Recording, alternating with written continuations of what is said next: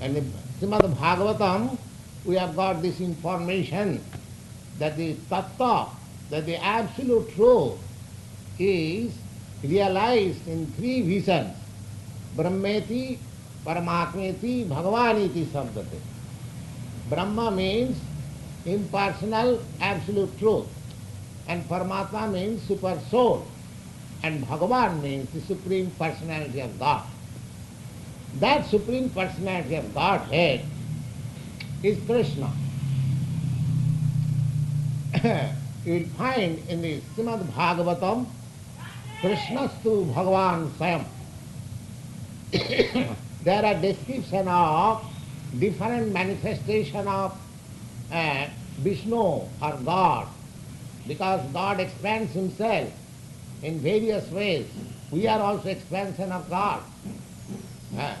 So similarly, there are degrees of expansion, and the central point or the primal Lord is Sri Krishna.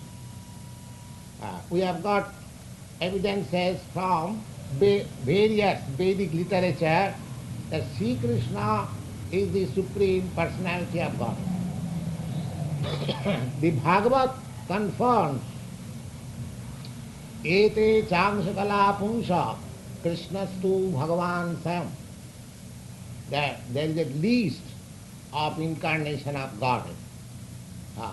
There are many, thousands and thousands of incarnations, and there is a list, especially in Chaitanya Charitamrita, there is a specific list.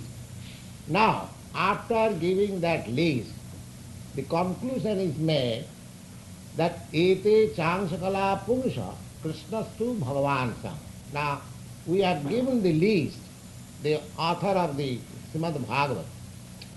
But all these, the incarnation of Godhead, they are either plenary manifestation or manifestation of the plenary manifestation.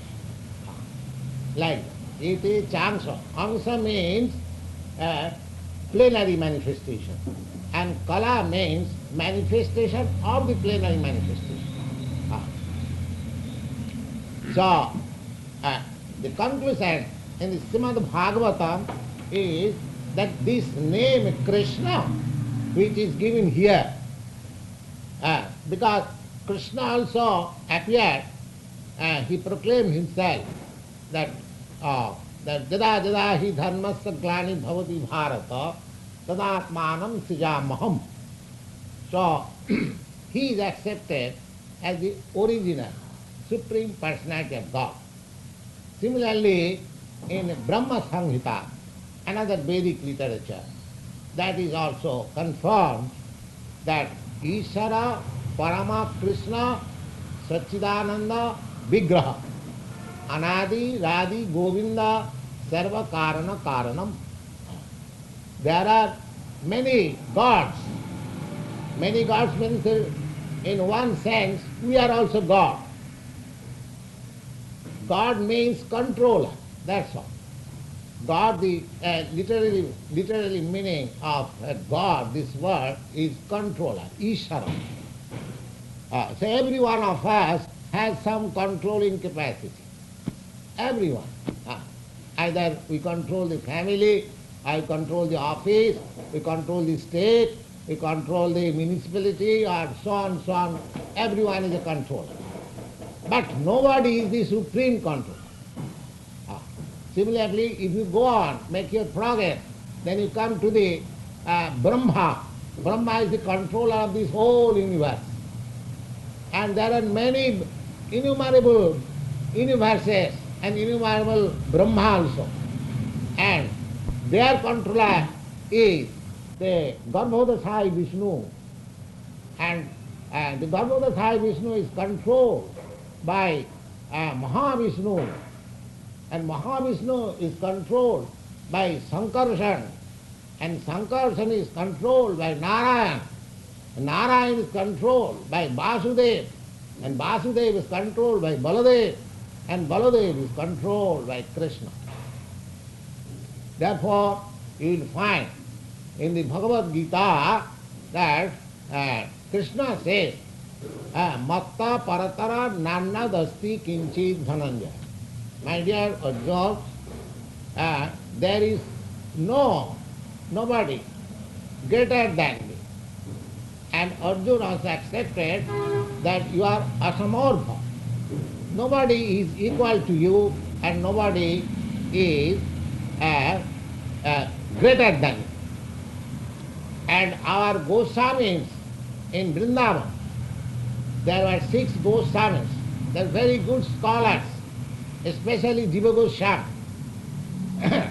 They have analyzed the characteristics of the absolute truth, personality of Godhead, and they have established that Krishna has got all the transcendental qualities of Godhead in Krishna. And in Narayana, there are 94% of the transcendental qualities of the absolute truth. Similarly, in Lord Shiva, there is 84% of all the transcendental qualities of the absolute truth. And in living being, as we are, we have got 78% of the transcendental qualities. That is also in fraction, not in full. So there are some scholars' analytical study like this. Now, the point is that Krishna says that all kinds of sacrifices, whatever sacrifice you can undertake, there are different kinds of mentioned. Drabya yoga, jnana yoga, yoga yoga, so many. There are different types of yoga. But here, Krishna concludes all the different types of yoga. Sarva karma akhilam partha jnane puri samapate. Whatever yoga you can perform, that's all right. But that is the different steps to come to the point of real knowledge.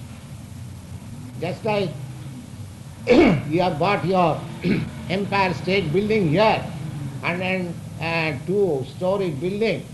So you go on, you go to the 25th story, then go to the 50th story, go to the 70th, 75, 80, in this way.